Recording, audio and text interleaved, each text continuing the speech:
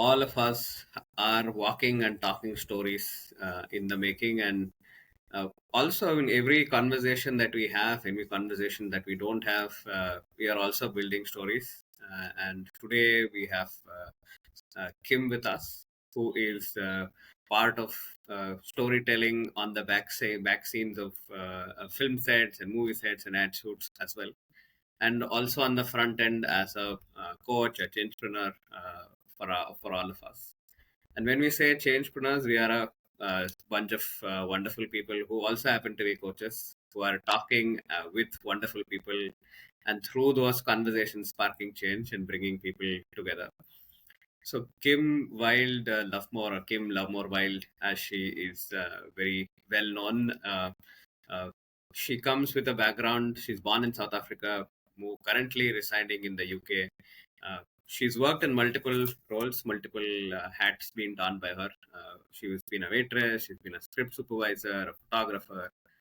She loves scuba diving, is part of a beautiful community called the LoveMore community. And she's also author of a one of its kind book called A World Behind the Camera. And she said, if your plate is full, make the plate bigger. So that's the conversation we started off with. Welcome, Kim, and also welcome Inayat. Inayat, if you also would like to do your introduction and then take it from here. I think we can just go ahead with Kim. There's lots to talk about her. Kim, so first off, we're with names. What's in a name is a thing that a lot of us start with, but yours is a very interesting name. And just before we started, recording, you said something that caught my attention. So, what's the etymology behind your name? Firstly, thank you so much for having me here. It's such an honor to be here and for that wonderful introduction. Years ago in African culture, often people are given a name that has a lot of it'll be given an African name, but the meaning will mean happiness or joy or bring honor to the family. It's quite a responsibility that they then carry within this name of the family, especially the firstborn.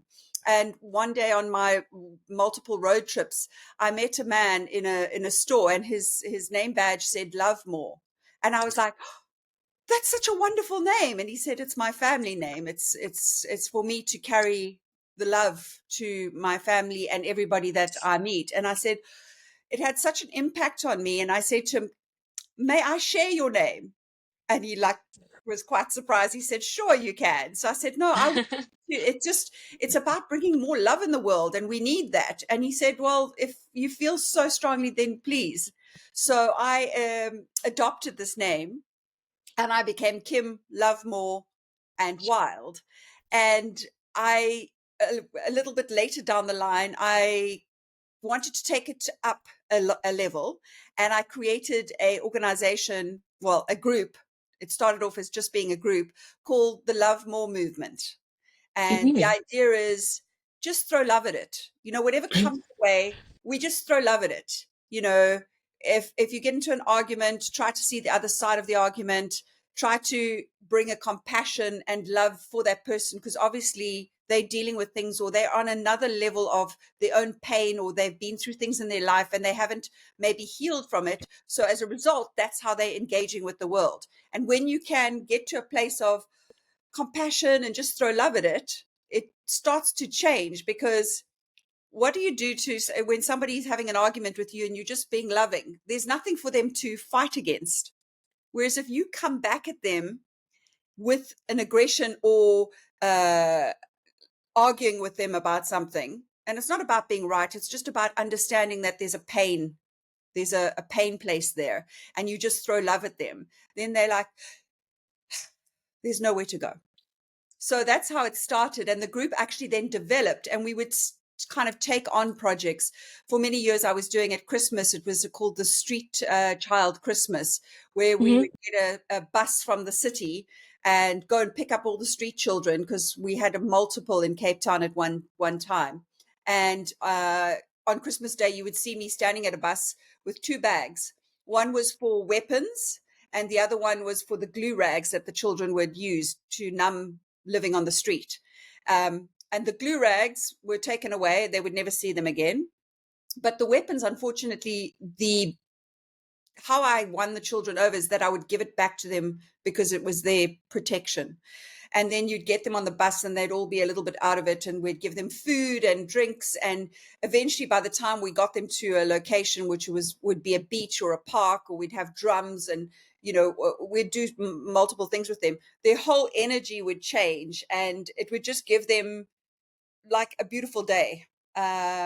So we used to do that. And then we also did tree planting at underprivileged schools, that just had stark playgrounds and there was just nothing there. So we would go in and plant trees. So there were like events that we would run, and it was just purely with volunteers. And I call people, if they've joined the group, because anybody can join, it's open, it's not like a closed group, it doesn't have to have a membership, anybody can be a part of it.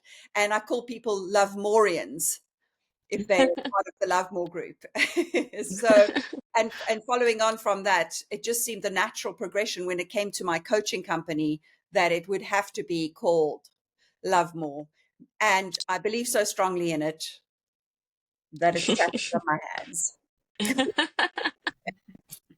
So some people greet, they greet or they fist bump, and I'm always like, That's such a samurai action also. Like, you do it in the instead of the in the hands, movie vision. fist hands, like if you could start like that, maybe I'll progress to that.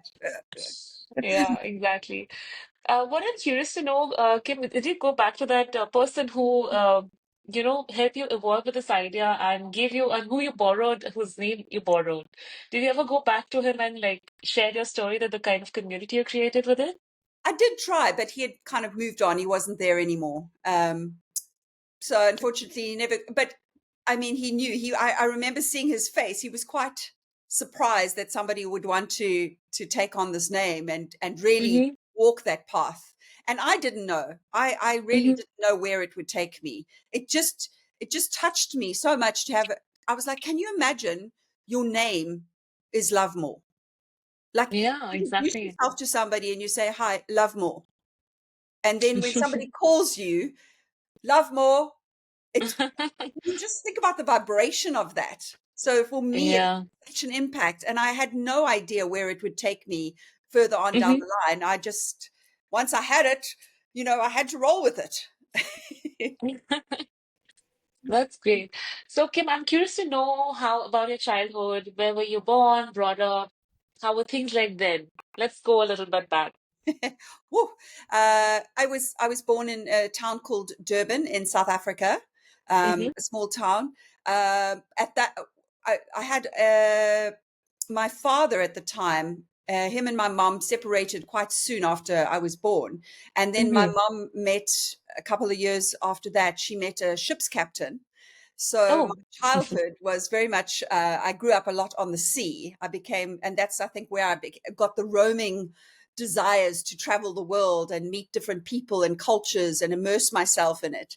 Um, However, it was quite a tricky time for my mom when she fell pregnant with my brother when I was about 5. I think there was a lot of, back in the day, we have so many tools available now. Like we have Mm-hmm. coaches coming out the zoo. Like there's so many coaches out there. So if you're ever in trouble, you just go online and you can find somebody to support and help you. But back in their day, they didn't have that support structure. So a lot of it was hold it in, don't Mm-hmm. talk about it. We don't Mm-hmm. tell other people about our problems, our shames, our childhood traumas, and as a result it tends to play out, and they can't help themselves because they don't know how to deal with it. And there are people out there that are still doing that, and I'm hoping that it becomes even more transparent that help is available, and it just takes the courage to step forward to get the help, because I realized that I was carrying a lot from my childhood. I had a lot of wounds, and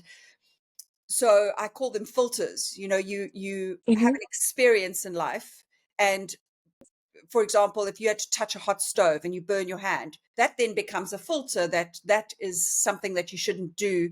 And so you almost like don't want to go near the stove because it's hurt you before. So now all stoves are the enemy. You don't realize that, well, actually, I can look at it from a different perspective and I can handle it in a different way and I'm not going to get burnt. So I think with life, once you get some support and some coaching or therapy, whatever it is, to help heal the wound, what that essentially does is it helps us be better in the world. Otherwise, we're going out wounded, damaged, and for a lack of a better word, we're vomiting that pain on other people who then get triggered by our behavior. And that goes out. So And the cycle a continues. ripple effect in the world. Mm-hmm. So I knew from a very early age, well, when I say early, in my early 20s, that I needed to work with my trauma from my childhood for me to be better for myself. Otherwise, I was just going to perpetuate the same. Mm-hmm. Mm-hmm. Mm-hmm. So when you talk about trauma, so would you like to share what were your stories and how did you identify that you needed some help? What helped you identify that? Well, so for example, like I said, my mom was dealing with a lot, coming from a big family. She was from a family of 8, Wow. Mm-hmm. and her father was very abusive. So Mm-hmm. she played that out and she was quite brutal. And my stepdad was always away at sea, so she was on her own a lot, and she had to take it on. And I think she was very nervous and fearful that something would happen to me as the daughter. So, firstly, when she was pregnant with my brother, she sent me to a Catholic boarding school at Wow. 5. And Wow. we weren't even Catholic. So it was kind of quite disturbing for me as a Yeah. small baby. I think when I look at a 5-year-old, they're like still babies, and trying to process. And what happened was, I was surrounded by these nuns who I didn't understand, and they were very Mm-hmm. strict. I mean, I remember spending times where I was so scared I would sleep under the bed. We'd be in this Wow. big Mm-hmm. dormitory, and nobody had explained. And that's also what people don't realize: as children, as babies, from the age of 1, we actually take on what happens to us, and it already starts that trauma, and it can be the simplest of things, but if it's not explained, so we're not, and people often make the mistake of going, oh, they're just a baby, they don't understand, it's fine, we don't need to give them an Mm-hmm. explanation. However, I don't feel that's true, because I can remember back to when I was 2, I remember certain things happening, that I felt traumatized me. But definitely when I was 5, I didn't understand why I was sent to boarding school. So, and it was also up the road from where we lived. It was walking distance. So I was dropped off by my parents, on a Sunday evening, and then I was collected by my nanny on a Friday, who walked me back home. But the little girl made up a story, because we make up stories to Mm-hmm. support the trauma. And the story that the little girl made up was that she wasn't loved, she wasn't wanted, and nobody was there for her. So she Mm-hmm. was cast away. She was sent away.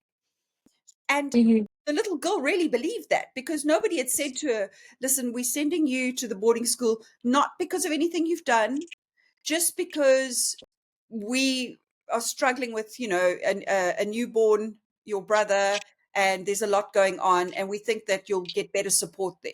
There Mm-hmm. wasn't that conversation, because you're just a little baby. You don't know. So nobody realizes the impact these things can have.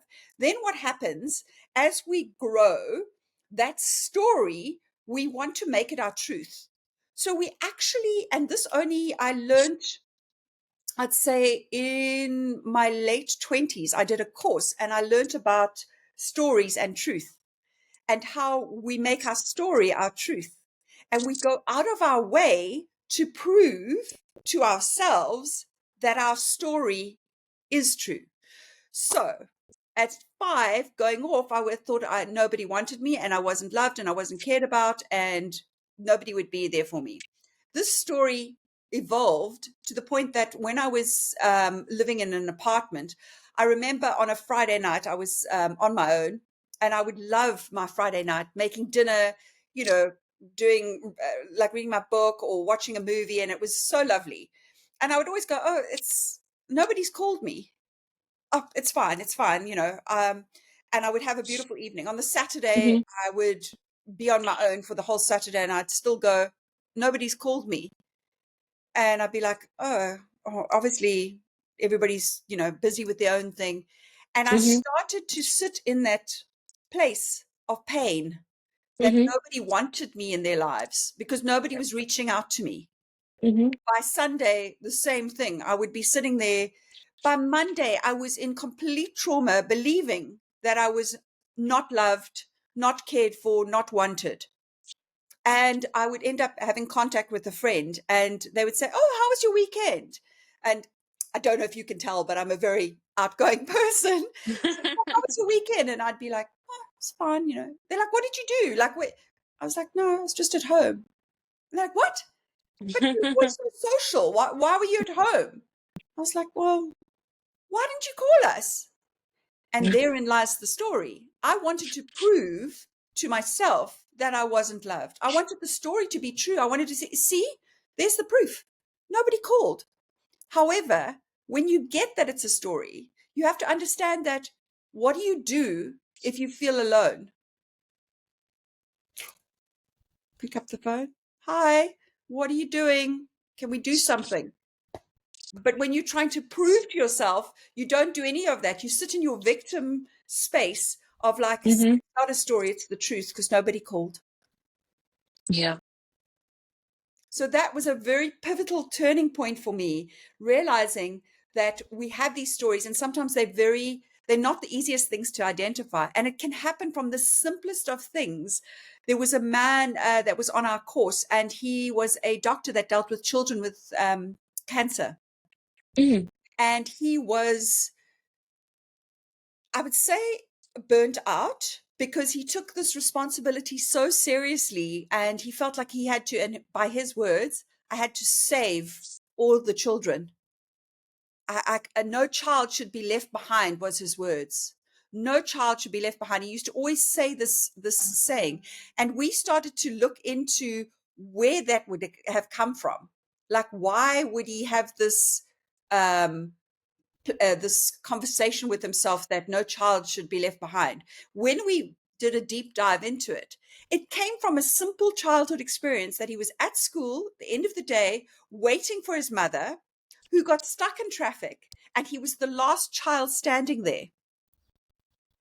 And the story became he was alone and he was the last child left. And it stuck with him in such a deep way, it resonated that he thought, I will never leave a child behind. And that was the underlying drive behind why he did what he did. So you can see the story doesn't have to come from, being mentally or physically abused, or it can come from a very simple action that happens and nobody explains why. And so our reflection in it is to make up a story to Mhm. explain it to ourselves. And unfortunately, because we're too young and we don't have the wisdom yet, it's always to the negative, like, oh, I'm not wanted, I'm not loved, I've been left behind. So it's Mhm. quite fascinating. That's something new I'm learning, today, like but how casually sometimes we take small instances in our life, not realizing that it's really shaping us, and how important it is for us to explain children, like, by the examples that you have just given, and of course you've lived it, Yeah, that how important it is to tell kids that what they are going through and make them understand their emotions and make them understand that why certain decisions are being taken by adults, yeah. you know? Because it's a simple thing to explain. And Mm-hmm, you think, oh, they don't understand, but they absorb it and then it doesn't become an issue. So you think, oh, well, but later on down the line, what you explained now is never needed to go anywhere. A story mm-hmm, wasn't needed to be made because there was an explanation given and they moved along in their life without that trauma from a small thing that happened. mm-hmm, mm-hmm, mm-hmm. So when So, you were sharing, you said, yeah. so when you were No, no, sharing Sunny, this please kind go of ahead. feeling, because I also had a similar experience of being possibly the last kid to be picked up from school. But I had a happier association with that, because I got to play, I got to eat, and the teacher took me to her house, and I was playing there. So I still pull my mom's leg, saying, you forgot me about, you forgot me that day. But Mhm. then, yeah, it's harmless conversations that sort of uh, put up Stick with you. put Yeah. up space in your head, Hmm. and that continues. Yeah. Yeah, I think I have a similar story because even I was left behind by my mother.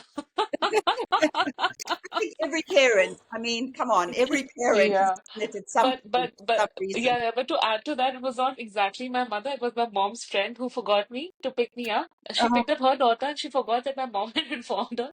And I called from my mother. I said, "Mama, you've not picked me up." She said, "But I told my friend that to pick you up." And it became a whole ordeal because I was not at school. I'd gone to a close by cafe to call her because I was too scared to enter the school. And after that, I think that my aunt is still so scandalized by the fact that she left me behind more than I was. That whenever I meet her, she's always making me the best meals and she's always pampering me. So I got a better deal out of it. On the good deal there. Yeah. So coming back to a conversation, Kim, I want to know what happened next. Like after, you were in South Africa, you were going through these series of events and how it shaped you and how long were you there? And when did you start realizing that this is not normal, what you're feeling? You know, I think the development of a child is so important on so many levels. So my mom's way of protecting me was to lock me up, and like literally, she would not in a cupboard or anything, but she would lock Mm-hmm. the house, like and sleep with the keys. And she used to sleep. I think she suffered from a Mm-hmm. massive amount of depression.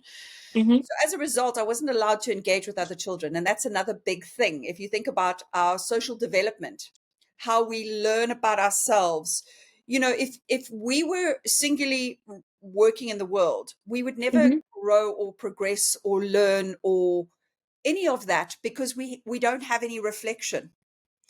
When you have a partner, for example, if you have a partner in your life, a husband, a wife, you do certain things and they would react to it, or friends or colleagues or other Mm-hmm. family members. So you can see a reaction, and that is a direct reflection for you as to how your behavior is. Mm-hmm. So if you say something that's not nice and it's not well received and the person seems shocked, that's your mirror.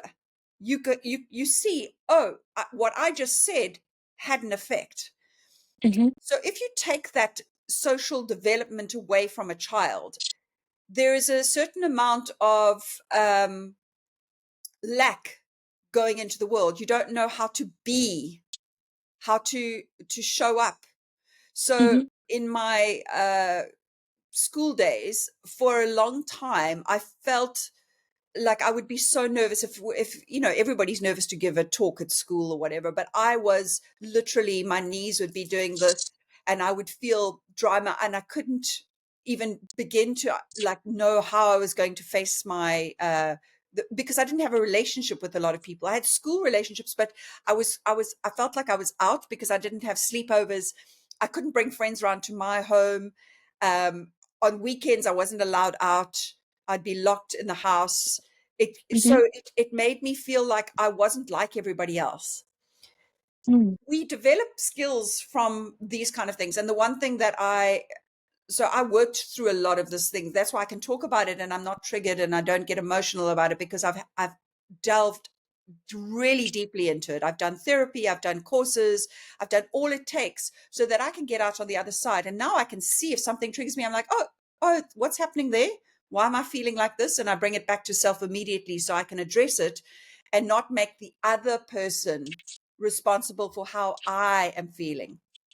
Mm-hmm. Because if I'm having a reaction, it's not about them, it's about me. Because Mm-hmm. people are going to say things, people are going to do things. And that's, it's not on them, it's on you as to how you respond.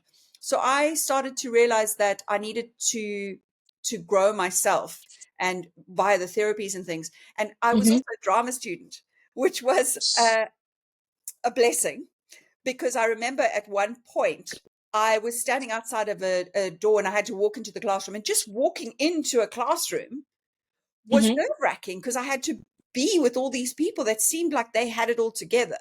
Like they knew. Meantime, we all know that everybody suffers from, we just hide it better than others. We all have certain insecurities. But for this young girl that didn't have the social experiences, I felt completely traumatized and stressed by even entering a room. And how would I actually engage with them? And they would judge me, and they would know that there was something wrong with me, because there was something wrong with me because I wasn't allowed to be in those spaces.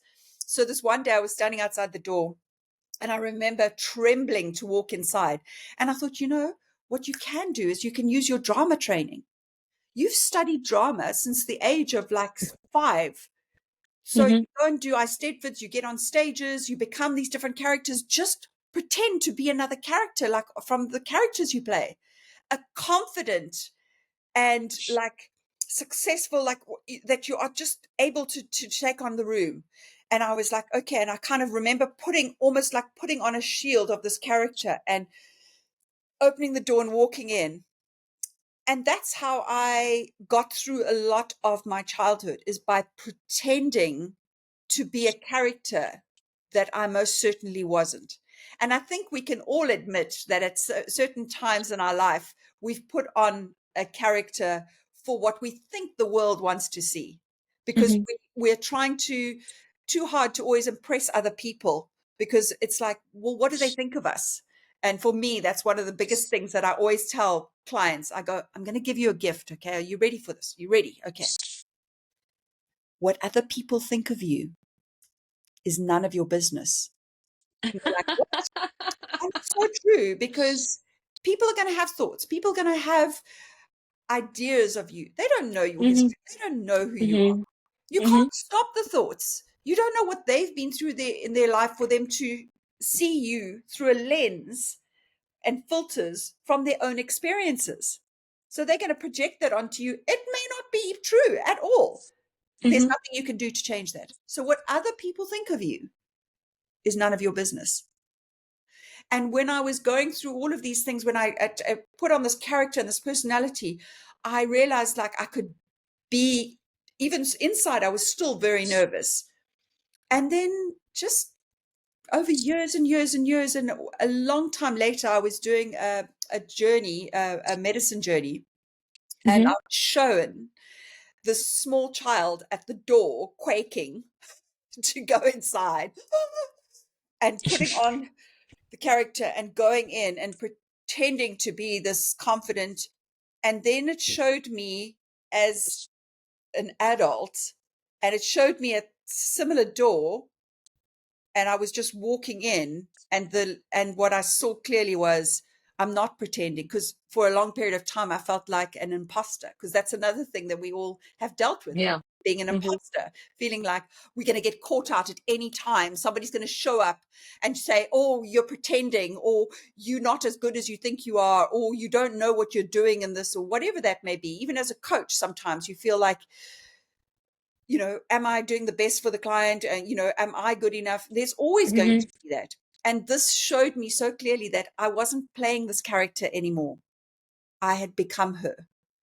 And it was such a beautiful relief of like, I'm not a fraud. I'm a real person. I'm real. I'm really confident. And and that showed me also the progression. It reflected to me the progression I had made in my life. So for me, when I became a coach and I started helping people, it comes from such a personal experiences. When I can see in somebody, I understand, I know exactly what's happening for you right now. And I think we develop also, I call it your tool belt. We go through life and we develop certain tools, and certain tools should be taken out and really thrown away, because those tools are about, maybe hiding from the world. That's a tool. We just don't want to be seen, or we're fearful, so we'll just withdraw. That's not a tool, but you think of it as a tool because it's helped you to get through things. So one of the tools that I got from my mother, because of her personality and how volatile she could be, Mm-hmm. I had as a small child, I had to watch her, really watch her and read her energy to see was now a good time to approach her. So that became a skill set for me. And now I treasure that character, that skill that I have, because I can walk into a room and I can read the room. And I know that that Mm-hmm. person's energy is a bit low, and there's something not going on for them. And those two are a thing. And then I know how to address the room because I've already read the room. Mm-hmm. And it's partly feeling the energy of it, and partly reading the people and how their behavior is, because that was what I had to do to survive, because that's what I felt like when I was a child. I was in survival mode. Wow. Interesting, Kim. So you said drama, and I think the way you express yourself is very clear that there is that dramatic element into it. So what drew you to drama in the first place? Again, I think my mom wanted to live vicariously through me, the things that she didn't get to do as a child. So she pushed me into the drama, as well as dance. I did modern dance, I did tap dancing, I did all the things to end up on this big screen. So I was literally, I had elocution lessons, like I say, from the age of 5. I had a drama teacher. She used to come to the boarding school, and I would have a once a week lesson with her. And then I started doing Eisteddfods, and even at school, I took drama, and I was always going to be an actress. That was just a given. And that didn't pan out. It's not that it didn't pan out, but it was a perspective that shifted for me when I found myself on a film set, and then I ended up behind the camera. So that went Mhm. away, and yeah, I didn't end up being. So what's the story? What shifted? Because you're talking about pivoting points, I think, through the entire podcast until now. Well, so what happened was I was primed to become this actress, and I had a few awkward experiences with casting, because back in the day it wasn't as protected. So I had two, like, one after the other, casting couch attempts, you can call it. Mm-hmm. Where Oh God. directors are like, yeah, come here, my dear. Now, if you want this part, and um, luckily I was able to, like, leave, and I got switched on to the fact that if this was the route, I didn't want it. And a very good friend of mine said to me, well, listen, why don't you, to actually learn more about a film set, why don't you come and work on a set as at those times we used to call it a production assistant. It was like a PA. Mm-hmm. So it's the lowest of the low. You're a set runner. You're kind of the dog's body. And he said, but while you're there, you'd be assisting me as an AD. You can help out wherever, and you can learn what it is to be in front of a camera. You can learn about the lighting, and you can learn about how they position actors, because you'll be watching all of that. And I thought it would be a great learning experience. So I stepped into that role.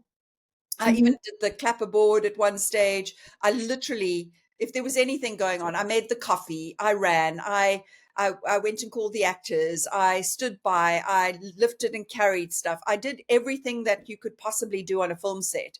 And it was a learning experience, but I found it so fascinating. And the energy of a film set, it's charismatic, it's dynamic, and there's a unity and a connection amongst these people, because the intensity that they work, you're side to side for long periods of time. You spend more time with these people than you do your own family over a production, because your hours of the day can be anything from 12 to 14. I mean, I've worked on commercials that I've done, 18 hours, and then gone home, slept for 4 hours, and I've gone back to set the next day. Wow. So you do spend That's intense. time with these people. Yeah, it is. And you still Mm-hmm. have to, just you're there to do a job.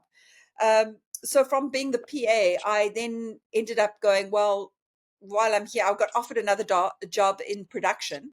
So I kind of moved into production, and I always thought, oh, this is just a great way to earn a bit of money, because obviously I wasn't earning money as an actress. And I kind of did the production job. And then I got from production secretary, because that's where you started. You started as the lowly production secretary, and then I moved up to production coordinator. And I was in production coordinator for a while, and then I was a production manager, and I was a production manager on a small children's TV series in my Oh. hometown, because my hometown didn't have a big film industry. So I was in the big Johannesburg, the capital of South Africa, that the film industry was booming at that time. And I had we had a film crew. We went down to Durban to shoot the TV series, and I was sitting in the office, lots going on. And the next thing, the continuity person, which is the script supervisor, they handle all the write all the notes for the editors, work closely with the director and the actors and the DOP. And she walked into the office, and I was like, "What are you doing here? You're supposed to be on set." And she said, "No, the DOP's sent me off set. He doesn't want me. He's fired me, basically." I was like, "He can't fire you. I can't replace you." I was thinking, I didn't tell her that. And I went off to set and said, "What are you doing?" And he said, "She's useless. Bring me a student. I'll train them up." And I was like, this is just crazy. And I was thinking, this job is just relentless. There's no gratitude. I'm unhappy. I'm so tired of having to deal with all these challenges. And as I was driving away, I was like, I need a change. And I turned the car around and I went back to the set and I said, "Okay, Alvain, I am going to step into the role of the script supervisor." "But you're the production manager." I said, "I will do both." I did. I would get up early in the morning, go to the production office. I had a production coordinator and a secretary. I would get everything ready for the day. And then I would go off to set, and he would teach me what I needed to do. And I would just do all these things as a script supervisor. And then at lunchtime, they would come and I'd sign checks and I'd check things and make sure that everything was being done, and then carry on my day. And then at the end of the day, go back to the production office. And I loved the script supervisor role so much that I got offered another job straight afterwards. And I went and sat with a script supervisor on a set, because that's the only way you can really learn. There are courses, but the only way to really learn something is to actually be on a set with another script supervisor teaching you. So I went and sat with her for 2 days, basically, on her set. Wasn't enough time, because you should sit for quite a few productions so that you can really take it on. But at the time, there wasn't a lot of script supervisors. And so I got offered another job. And hence my next little, what can we call it? Characteristic that I felt at fault with developed, which was my imposter syndrome, because I had kind of come in sideways into this role. So for so many years as a script supervisor, I was like, they're going to catch me out. At any time, they're going to see that I am not a qualified script supervisor. And, the whole time I was doing that scanning, learning, I didn't leave the set. I was so fearful. I wouldn't take breaks. I would sit there making notes, but watching everything to learn and to absorb as much as I could, so that I could, upskill myself so that I wouldn't be caught out. And that happened for many years. And I thought I was alone in this. And that's the whole interesting thing about being having imposter syndrome. You always think you're carrying it alone. You always think you're the only person that feels like this, which is not true. And I had another script supervisor. We were having an after work drink together, and we got talking, and she admitted that she also had suffered from feeling like an Imposter syndrome, yeah. And I was like, "What? You?" Because I always saw her as being incredibly skilled. She was a second generation in the film industry. And I was like, "How?" And she said, "Well, there wasn't a course. You didn't qualify and go, 'Well, I've done this.' Because even when you have a course, you still feel, am I implementing what I've learned correctly? Am I doing this right? How's everybody else doing it? Oh, I don't want to ask anyone, because if I ask them, they'll know that I don't know how to do it. No, And yeah. I'm going to look bad, and then they'll tell other people, and then everybody will know. And then what will people think of me?" Well, what other people think of you is none of your business. This is something that I've recently learned, that we judge ourselves harsher than anybody else judges. Absolutely. So I think it comes with the trying to prove your inner child, I guess, that what you're doing is right and you're on the right path and you have to be the best, because that's, I think, the ideology that we've been all we grew up with. So having said that, so you mentioned that you've done a lot of courses and things like that, that to work on your perspective and on yourself. So can you just take a little bit on that journey?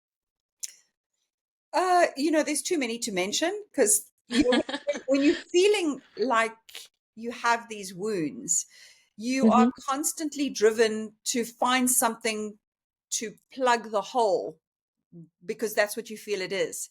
It's a mm-hmm, hole that needs to be plugged, whereas mm-hmm, it's more a healing. So when I mm-hmm, started the healing journey, it was about plugging the hole. So in the beginning, I would go to therapy.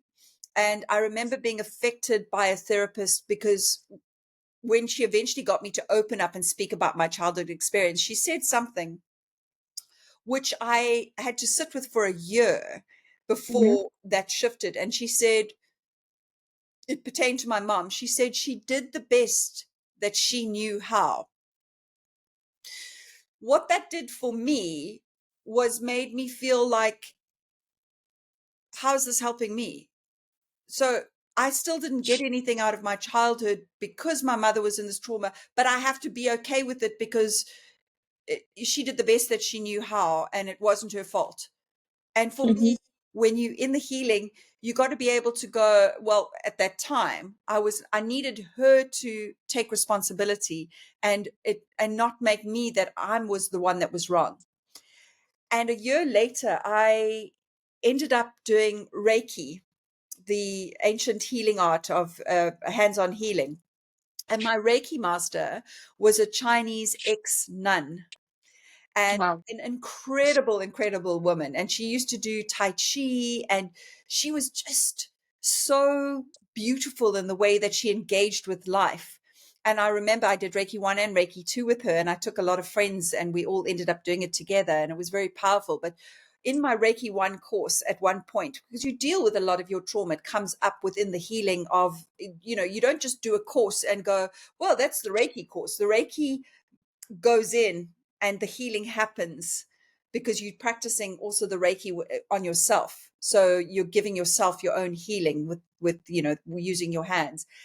And I remember telling her what this therapist had said to me, because obviously I'd carried it with me, on the, like, walking along with my load. Therapist said that my mom did the best that she knew how. So obviously I was the one that was the problem. And my Mm-hmm, Reiki master said, this is true, but that doesn't mean that it was okay for you. And it was a simple adjustment.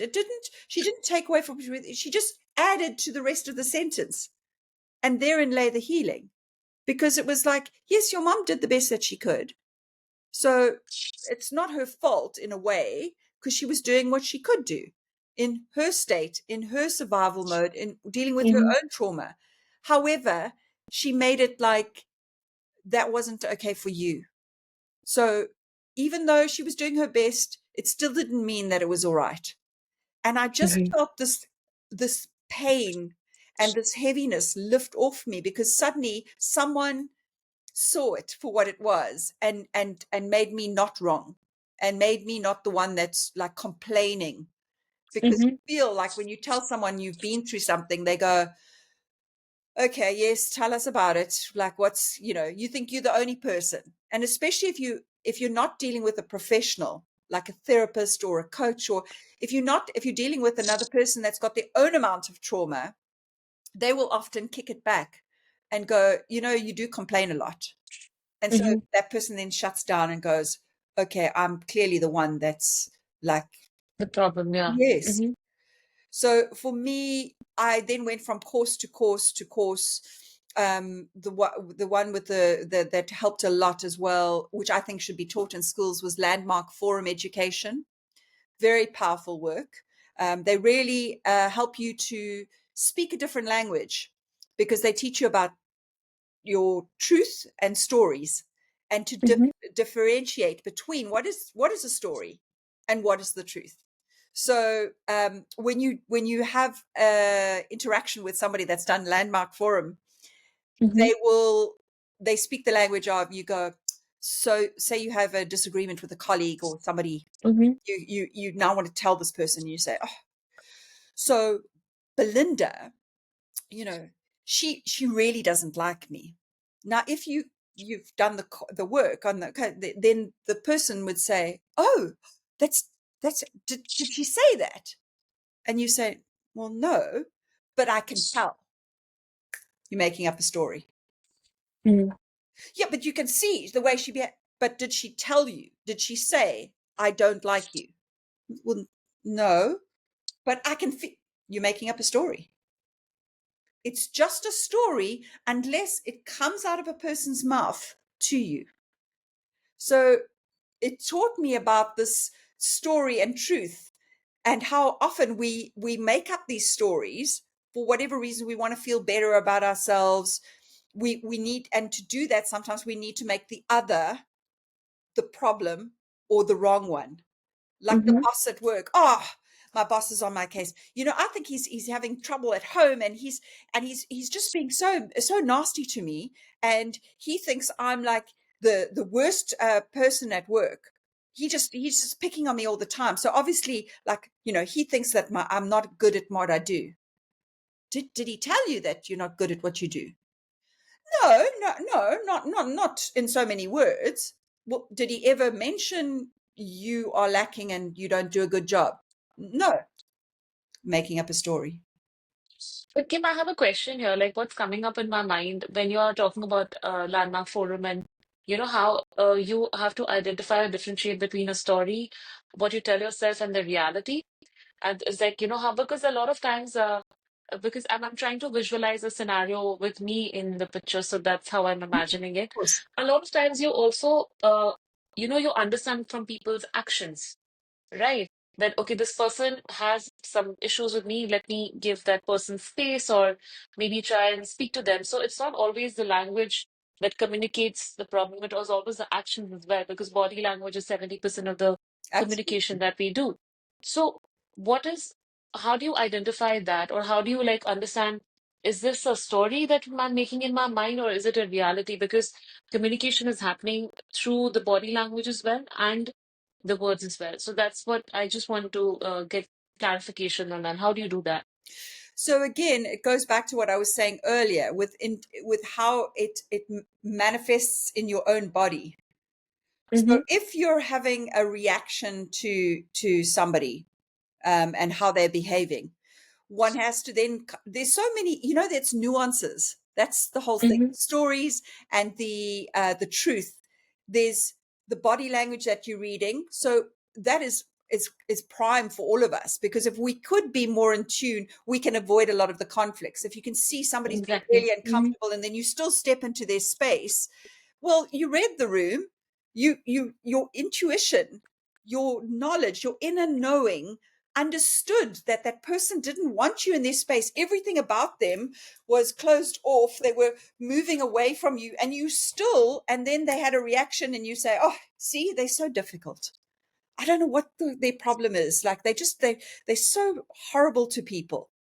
No, it's the whole picture. One has to see the whole picture, and it only comes out in the story you make because of a reaction. You go, they're that. But you don't know what they've experienced in their life. You don't know what their stories are, how they've filtered the world. And until you understand that, don't judge them. Understand that, okay, I can deal with them in a more gentle manner.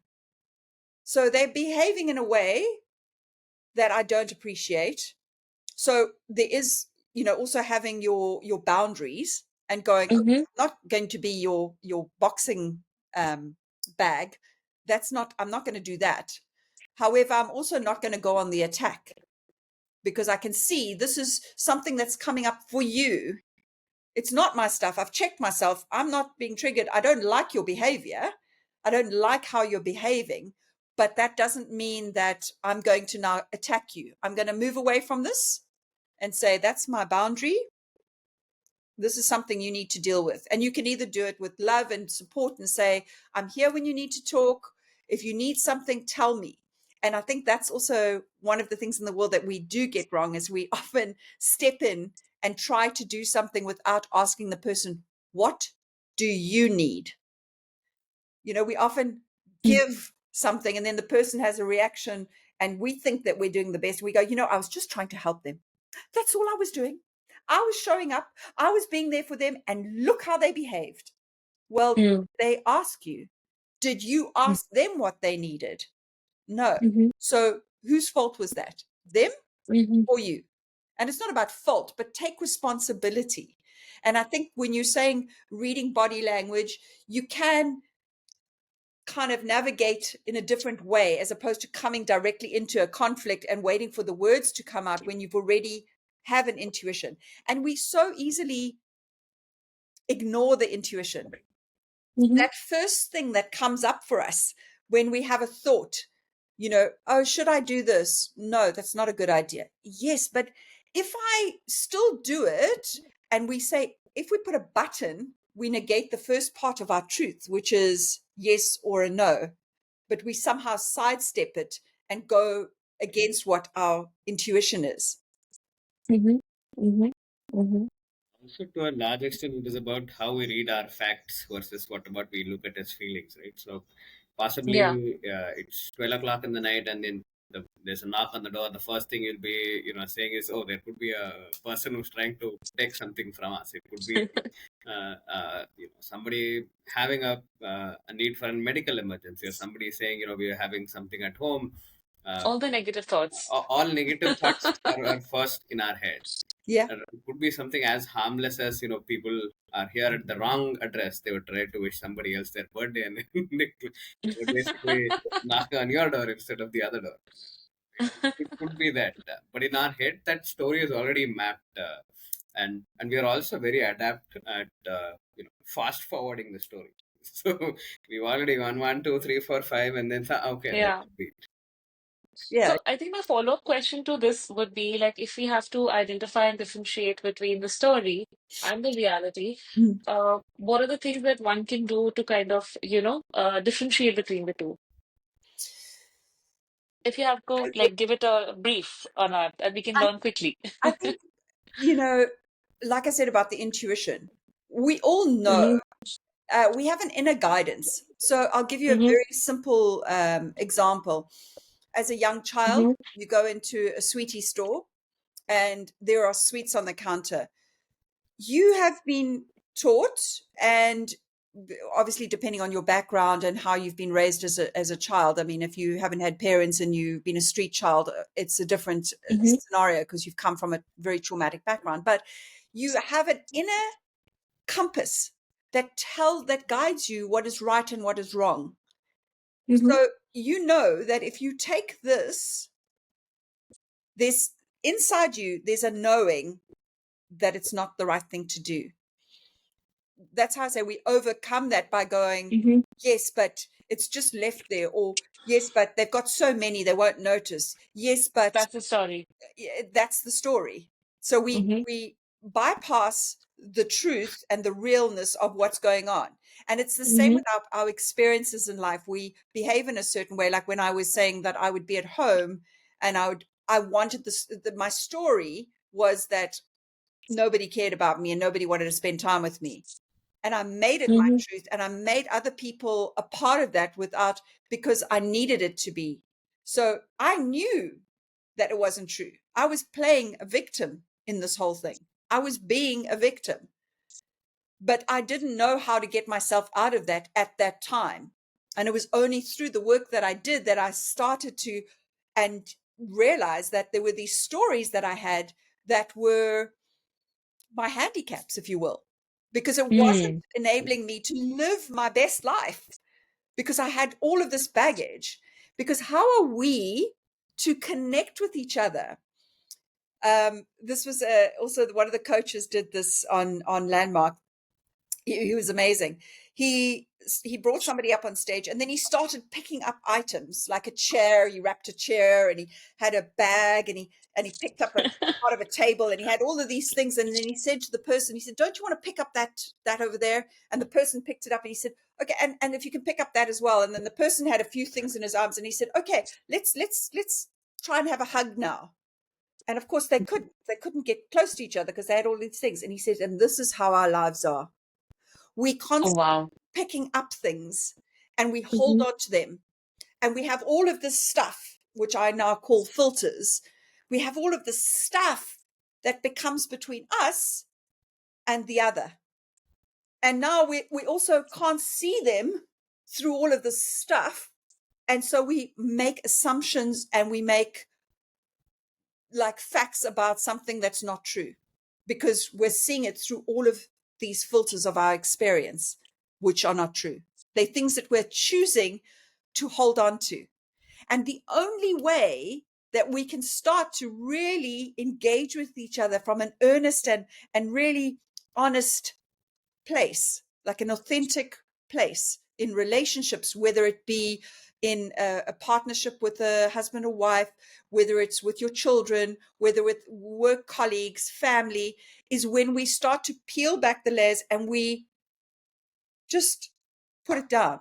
So you carry something around, you take this glass of water. Is this glass of water heavy? No. Give me an hour holding this glass of water. Is this glass of water heavy? Well, yes, it's getting a bit heavier. Okay, 2 hours. How's the glass of water now? It's arms a little bit sore. You know, 3 hours later, I'm like, can I? And then what is the simple solution to my Just pain? put it down. Put it Yeah. down. And yet, as humans, we have this tendency to want to keep holding and be in the pain. But it makes me feel good. I feel this pain and I'm getting used to this pain. And it's a feel good pain. And it's okay because I need to hold this glass. I need to hold this glass up. It's my truth. No, you can make your life simpler. And it's like the abused, partner who then believes that that's how they're shown love. Like they really believe that the only way that they are shown love is by being mentally or physically abused. It's the same as like Mm-hmm. we believe that by holding this up and feeling how sore it is, this is what we have to carry in our lives. And when we learn that we can slowly start to share our problems, learn that we don't have to carry it, life just becomes easier. We can then authentically connect with each other because we don't have all of these things between us. Mm. So, Kim, if all the filters are removed, how would you introduce yourself to us and whoever is listening to us? Well, just as I do. Kim LoveMore. I think that is beautiful. So, I know take it as a compliment, but I think you should teach storytelling to kids if you've not done that already. Thank you for that. Because many times you've been saying, "What is Kim going to do next?" And then you've brought up stories. You put your voice modulations. You put your emotional modulations, and and definitely Nath have also been like, "Oh, what next?" Right. So we've also been looking at it and saying, "Oh wow, that's wow has been a constant in whatever." Well, So it's the maybe acting, like, yeah. So I Yeah, it's think that coming to also play. That's what I was noticing. very, very, very, very easy. You don't have to wait for anybody to give you anything, or you don't have to wait for your cues. There's no action cut or anything as such. So it's going on a smooth flow. Mm-hmm. Because Mm-hmm. you've spoken about stories, you've spoken about truths, you've also been a script handler. I don't know if that's the exact word, but if you were supervisor. script supervisor, Supervisor. Mm-hmm. so if your life as its own experience were to be put into a movie, a television series, or whatever that is, a documentary or a biopic, what would you name it? LoveMore Adventures. I knew she was going to say something with love more. I mean, you just lined it up for me. Everything else was like, yeah. Kim, what I'm curious to know is, in your experiences, what has been, other than, you have taken all these classes and landmark, For what was the word? Yes, landmark forum has been, I am assuming because you use that even in our previous conversation, has been a pretty impactful journey for you or a course for you. As a coach, what I'm curious to know is, what are the things that you feel are, we need to change in the world, or we need to do as people or as humans in general? What are the things that we need to do on a daily basis to just be better people and make world a better place? Let me just get out my list. So I think the main thing for me that I see so frequently is the disconnect. You know, Hmm. these things, as much as they keep us connected, they're also starting to disconnect us, as well as being on computers. And if you speak to any the elders of our tribes, like I sometimes go and have when I spend time with my parents, especially my father. My mom's got dementia, so she's not able to tell. She's not a great storyteller, but my father is a great storyteller, and he Hmm. has wisdom from his experiences. And yes, he's a bit staid in his ways and in certain things, but I see in him that he desires this connection. So he had a purpose, and that's, I think, for us is also why we work. We work. There's three reasons why we go to a job. The first one being, obviously, we need to make some money, so there's some way to support ourselves and our families and all the rest of it. The second thing is it's a purpose. It gives us a reason for being. So Hmm. you get up in the morning and you're like, right, I'm going to get up, I'm going to have a shower, I'm going to get dressed, I'm going to go to work, and I've got to go there, and those people are relying on me, and I need to be there. So you're not going to lie in Hmm. your bed, put the duvet back over your head, and go, no, I don't want to. I don't feel. You're like, no, I've got a purpose. I must go. So the second thing would be purpose. But the third thing is community, Mm. because even if you're going to an office that you don't really like, you don't like it with other people. So you get to talk about it together. Like, oh, the boss is being a real drag today. Yeah, I know. Did you also feel like that? Or how was your night? And there's a sense of community. Like, oh, the deadline. Oh, I can't believe that we have to get this in by next Thursday. Yeah, I mean, what do they think we are? Suddenly there's a community. Like, we all feel the same way. We connected. And nowhere do I feel that more than in the film industry, because you come to work and you can't bring your problems to work and let it stop you from still operating. So you share it with your colleagues to degrees that we hold each other up. And I think Hmm. the world needs more community, more connection, more being in touch, more, if you ever see people doing streaming where they, just looking at things, they going through the things that they will watch are acts of kindness. There's acts of Mm. kindness that really move a person. And I think if we could actually start to, you always like listen to the news, like as well, when I go to my parents, they have the TV on with the news throughout the day. And I'm like this by the end of it, because it's almost on a repeat. They say the same thing over. So it's almost like they're indoctrinating you with what that perspective is. Oh, this Mm. happened and these people are responsible, and you'll hear that. And I go, wouldn't it be amazing if we had a channel that said only the good news? Yeah. How many people would actually dial in to only the good news? Today, firemen rescued a cat from a tree where the neighbor thought that the cat was never had been in the tree for 2 days, and there was a joyous amount of celebration that the cat was brought out, and the firemen had tea with the neighbors. Round of applause for those. It would be I would amazing. pay to watch such news. I would pay money to watch such news. I'm like fed up from all the news channels. I really don't watch news.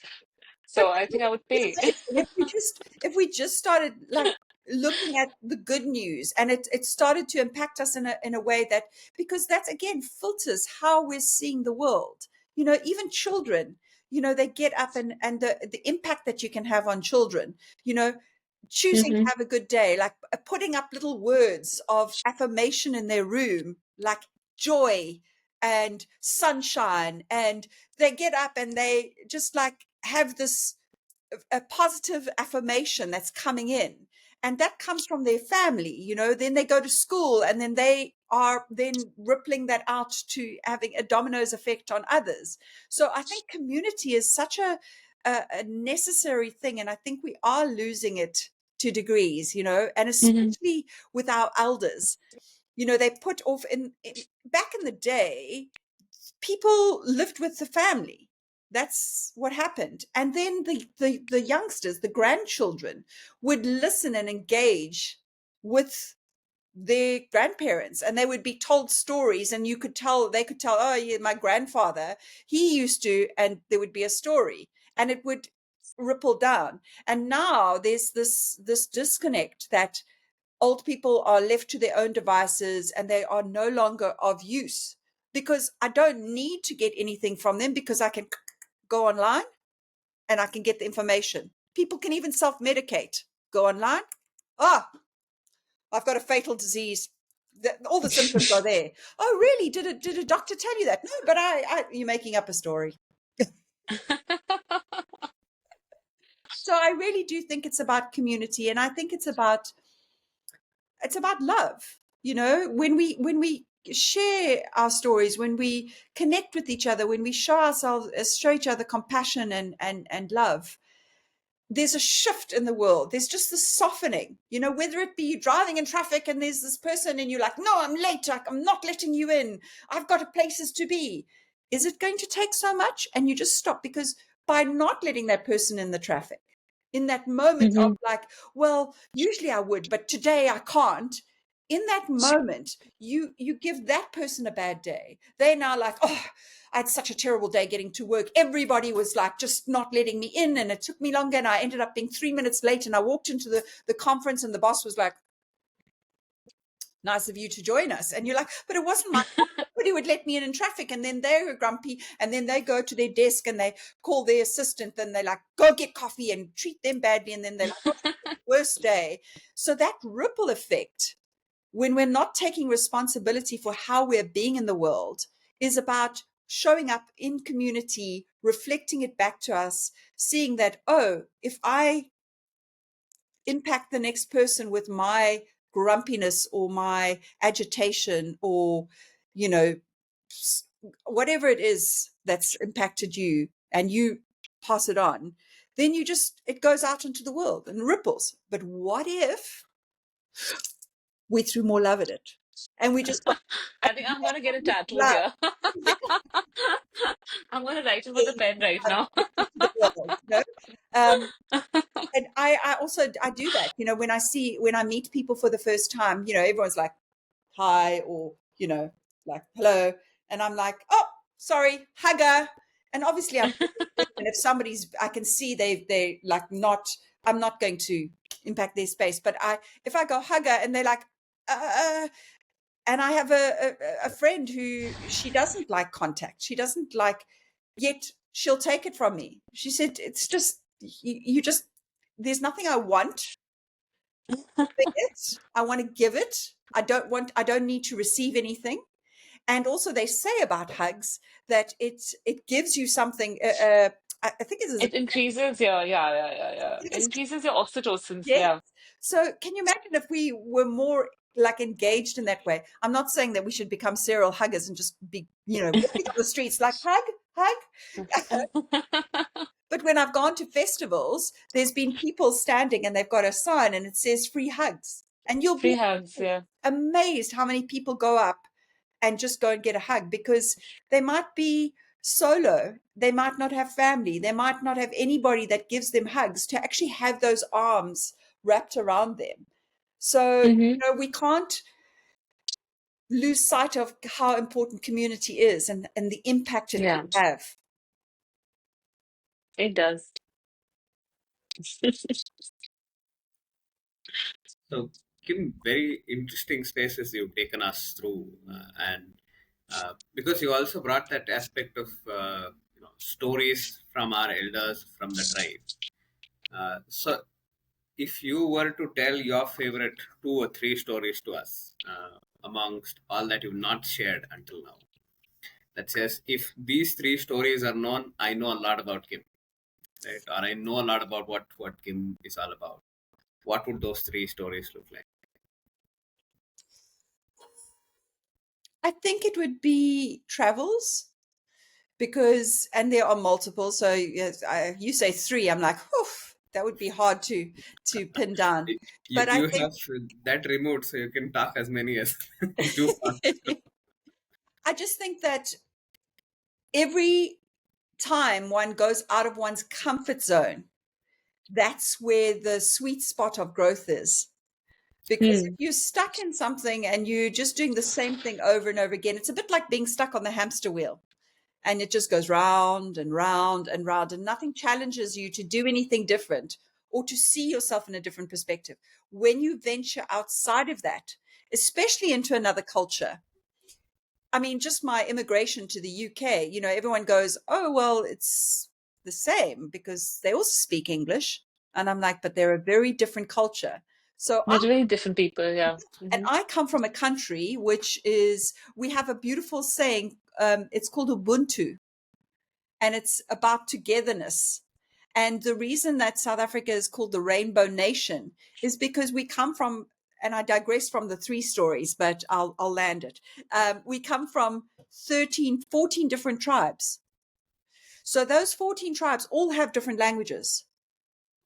And Hmm. it was never necessarily just about black on white. You have culturally 14 different cultures all trying to communicate. So when we talk about stuff, think about the stuff of our personal experiences, then put on top of that the cultural stuff that comes Filter. with that. Hmm. That's also a layer that we have to now look at each other through. So, how do Hmm. you look at somebody through a different culture when you don't do the same things? It could be religion, it can be uh, in our cultures, like there was English speaking white South Africans, and there were Afrikaans speaking white South Africans, and Hmm. they didn't get on. I Hmm. didn't in my childhood. I didn't enjoy Afrikaans people at all. I saw them as the apartheid government, the people of oppression. So Hmm. I had a judgment on that. Um, and when you look at our culturally how different we are, so when I've traveled, it's always opened my eyes, and I've always gone in to see what can I learn from this culture. Hmm. How can what when I come away from it, what are the good, what is the good and the bad? And when I say the bad, what didn't resonate? So it's not really the bad. What didn't resonate with me? What did resonate? What did I take away and gain from that experience? Hmm. So it's, every culture has something to give you. And I think that's, my travels have always been the biggest learning curve for me in going into, and this comes back from one of my favorite stories is my father. We were in an African town. I think it might have even been Kenya at the time.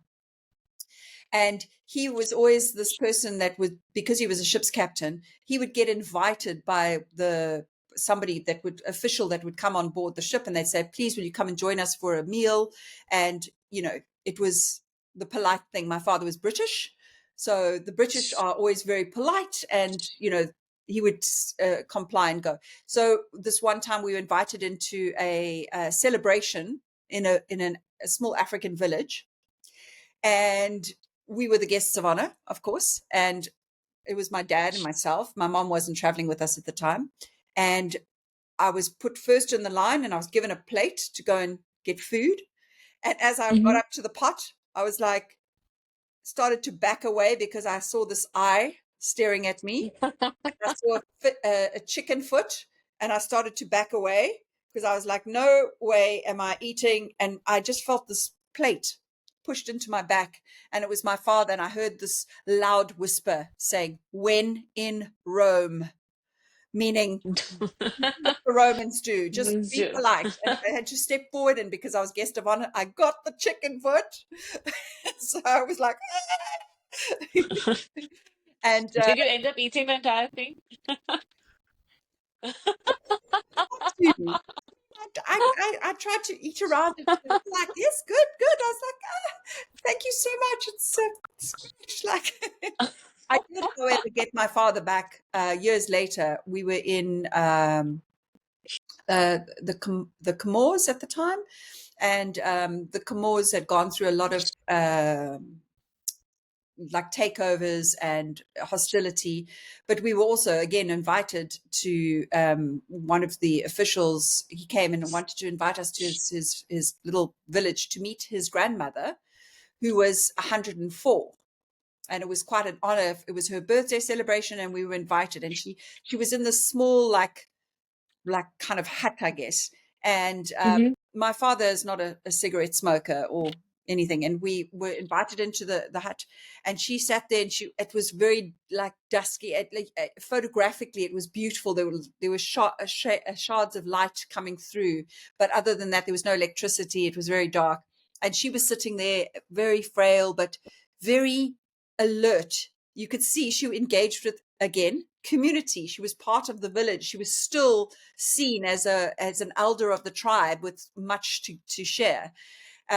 So we were invited in to, celebrate her, and so she was sitting there, and she was busy, and she was basically making a pipe, and she was sticking this tobacco, and what I came to know is it had to be some, I think we would call it marijuana, because that was what she smoked. So she had a combination, and she had this pipe. Hmm.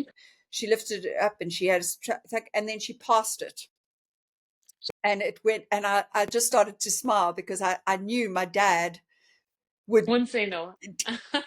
say no, but he was so not.